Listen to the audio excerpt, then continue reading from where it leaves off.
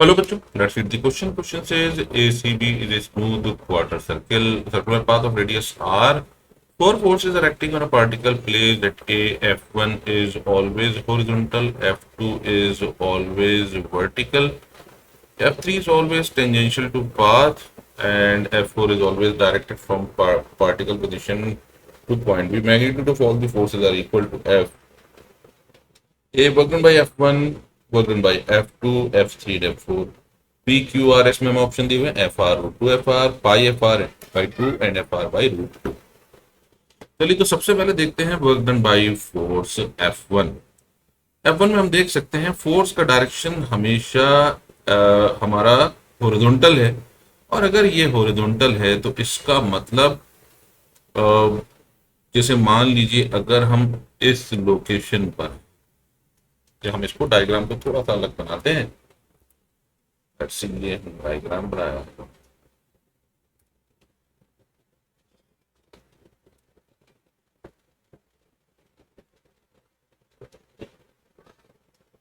और इसमें ये हमारा सेंटर है, ये सेंटर हो गया और पार्टिकल हमारा अभी यहाँ पर।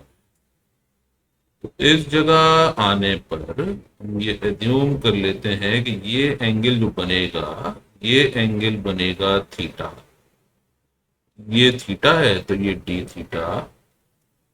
फोर्स का डायरेक्शन हमेशा हॉरिजॉन्टल है, डिस्प्लेसमेंट इस डायरेक्शन में। तो अगर ये एंगल थीटा है तो ये एंगल भी हमारा हो जाएगा थीटा, क्योंकि यहां पर हम देख सकते हैं ये हॉरिजॉन्टल है।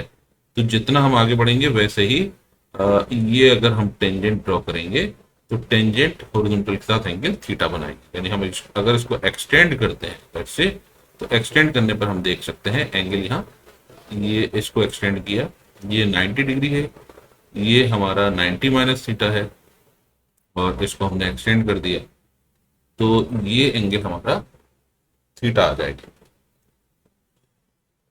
तो ये फोर्स हमारा एफ है। तो हम देख सकते हैं यहां पर work done by this force is equal to F into D r. D r मतलब ये लें, इंटू कॉस थीटा, क्योंकि फोर्स और डी आर के बीच में एंगल थीटा है। अब हमें मालूम है थीटा इज इक्वल टू है आर्क अपॉन रेडियस, यानी डी आर की वैल्यू हो जाएगी आर डी थीटा।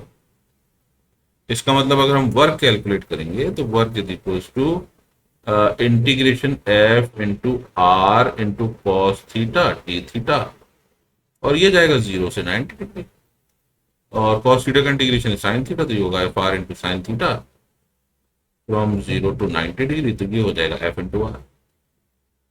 तो पहले केस में तो हमारा जो वर्क आ गया वो पी आर के बराबर, एफ आर के बराबर है। ए के लिए हमारा ऑप्शन हो जाएगा पी, ए के लिए ऑप्शन हो जाएगा पी। अब आते हैं सेकंड केस में। सेकंड केस में हमारा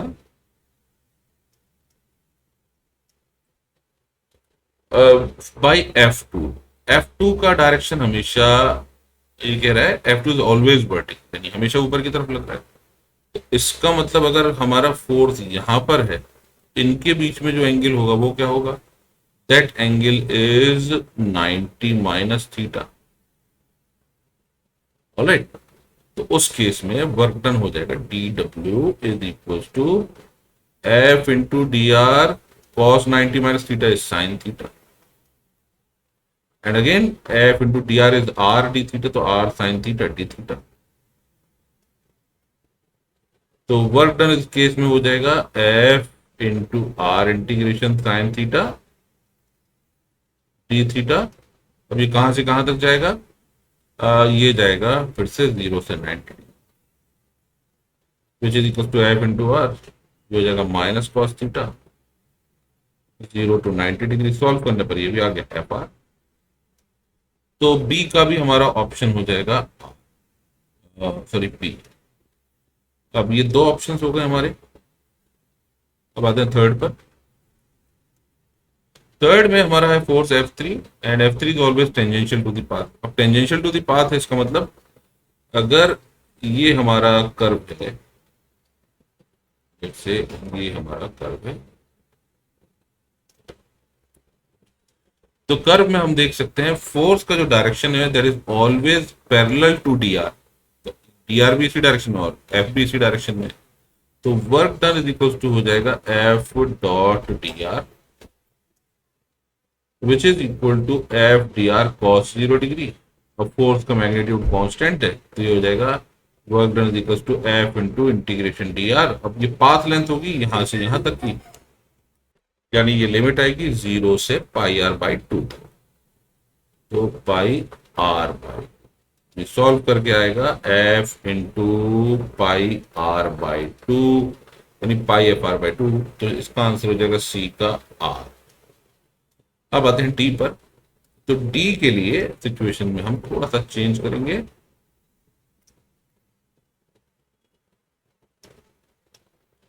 अब डी में हम देख सकते हैं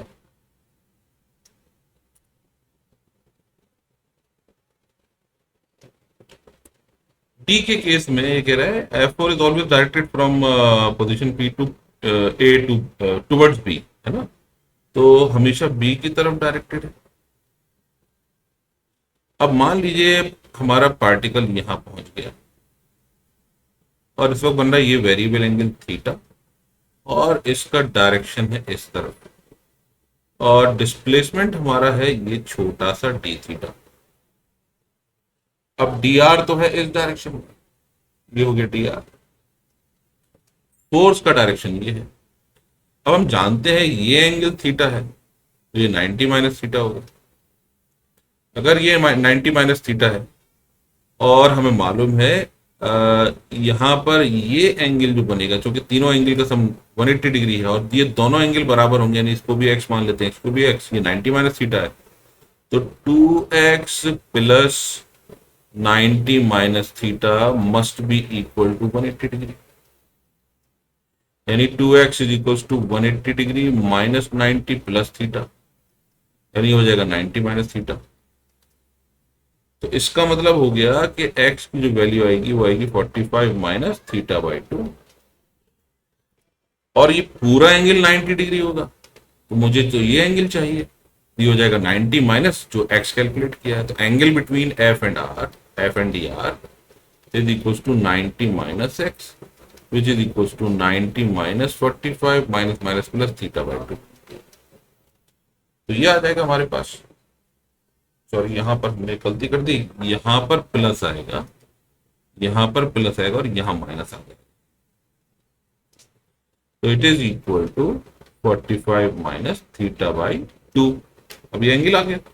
अब ये पुट कर देते हैं, यानी work done will be equal to F into D R into cos of 45 minus theta by 2। D R की वैल्यू आर डी थीटा है, ये हो जाएगा F into are into cos, इसको हम पाई बाई 4 बोलते थे, minus theta by 2 D theta. अब कॉस का अगर इंटीग्रेशन करेंगे तो क्या होगा, यानी work done is equal to निकल कर आएगा F into R integration of cos pi by 4 minus theta. तो ये हो जाएगा sine pi by 4 minus theta by 2। और क्योंकि यहाँ थीटा के साथ माइनस 1/2 लगा हुआ है तो हम डिवाइडेड बाई माइनस 1/2 कर सकते हैं। That is from 0 to pi by 2 यानी 90 डिग्री। ये हो जाएगा -2f इंटू आर और पहले हमने पुट किया पाई बाई 2 तो पाई by 4 minus pi by 4 is 0 हो जाएगा, यानी पहली वैल्यू आ जाएगी यहाँ पर साइन है तो 0 हो जाएगी और दूसरी वाली जो वैल्यू होगी माइनस कॉस पाई बाई 4, तो माइनस कॉस पाई बाई 4 हो जाएगा, यानी it is equal to -2f(r) into -1/√2, यानी ये हो जाएगा f(r)/√2। तो डी का हो जाएगा एस, डी का हो गया एस, ए का भी, बी का टी, सी का आर और डी का एस। सॉरी यहाँ एक छोटी सी गलती है, यहाँ 2 हमारा लगना रह गया तो ये √2f(r) होगा, ये हमने गलती कर दी। तो ये डी का एस नहीं होगा, डी का हो जाएगा हमारे पास क्यू। तो ए का पी, बी का पी और Q R and then Q, P P R and Q, which is option 2. I hope you understood the solution. Thank you.